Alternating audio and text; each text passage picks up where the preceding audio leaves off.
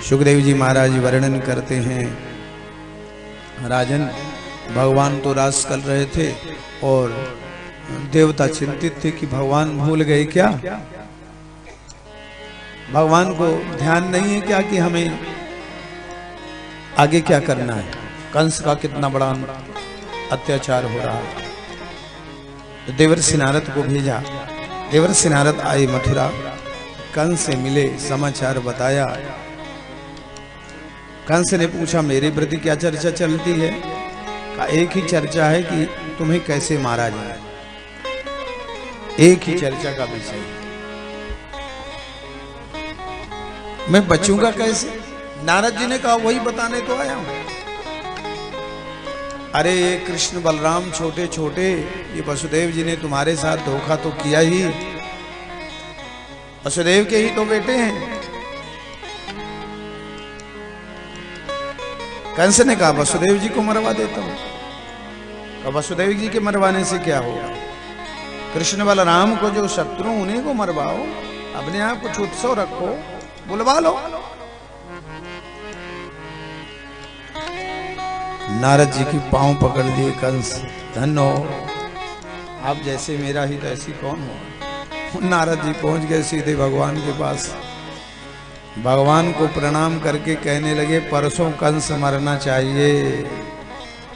भगवान जोर से हंसे, धन्य हो नारद जी, मामा जी से कह आए हो भांजे को मार दीजिए, और भांजे से कह रहे हो मामा जी को मार।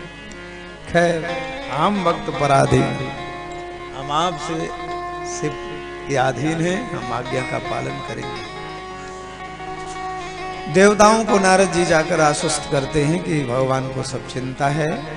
अब कंस सोच रहा है कि कृष्ण बलराम को कैसे बुलाया जाए, तो मेले का आयोजन रखा। कृष्ण बलराम को मेले में बुलाने के लिए सुखदेव जी महाराज वर्णन करते हैं,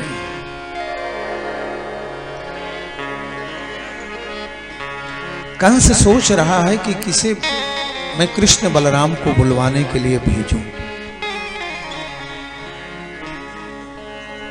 जैसे लंका में विभीषण थे, भगवान राम के भक्त, वैसे ही मथुरा में अक्रूर जी भगवान के बड़े भक्त थे। अक्रूर जी को बुलाया और योजना बताई, कृष्ण बलराम को मैं अपने शत्रुओं को मारना चाहता हूं,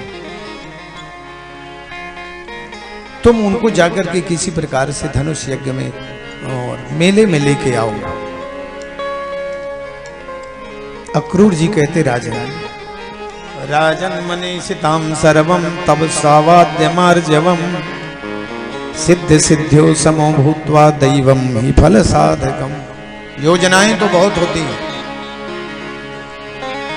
व्यक्ति सोचता तो बहुत कुछ है, लेकिन होता वही है जो प्रभु करता है। मैं जाऊं। अक्रूरोऽपि च तां रात्रि मधुपुर्यां महामतिः उषित्वा प्रातमास्थाय प्रययौ नंदगोकुलम्।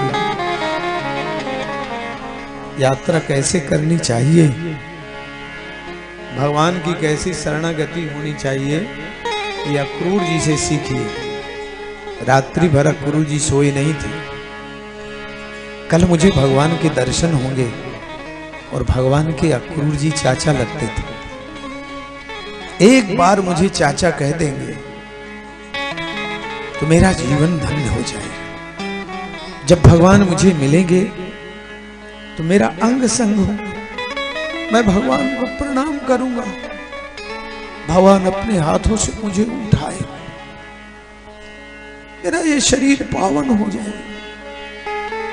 लब्धाब्ध संगम प्रणतम कृतांजलि मां बक्षते क्रूर तते तुरुश्रुता तदा वयम जन्म भृतम महीयसा श्रेयस्ततस्ते न चिरात् भविष्यति।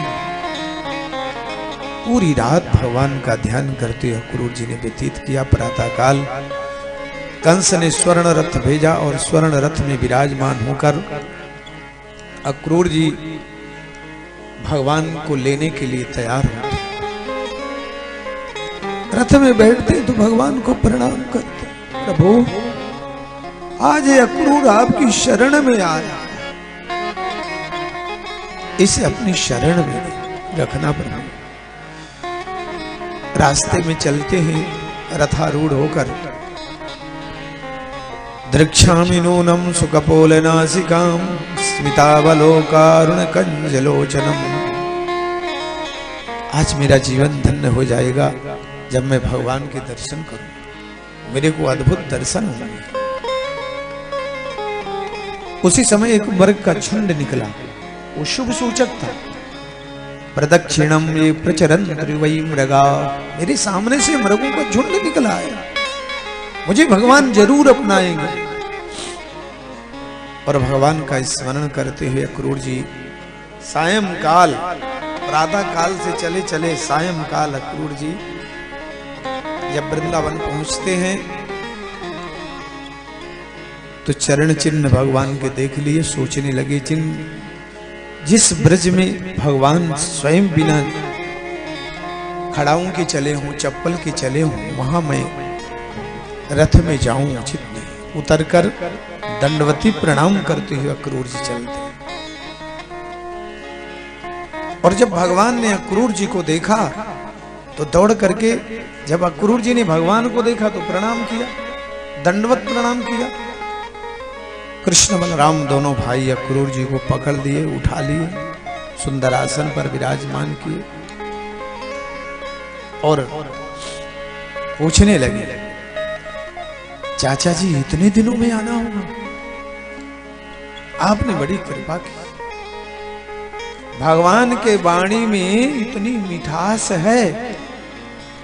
वाणे का समलम करोति पुरुषम या संस्कृता धार्यते, क्षीयन्ते खलु भूषणा विभूषणा वाग्भूषणम भूषण।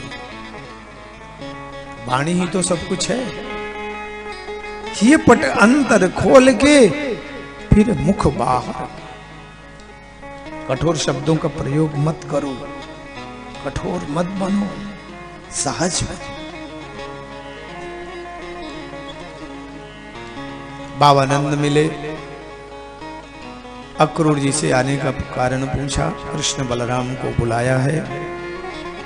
लेकिन इसके पूर्व सारी योजना कृष्ण बलराम को भगवान ने बता दी।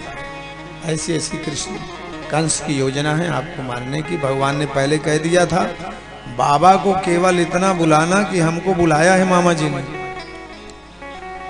बाबा को जब बताया तो बाबा ने सहज में ही आज्ञा दे दी, लेकिन यशोदा ने विरोध किया।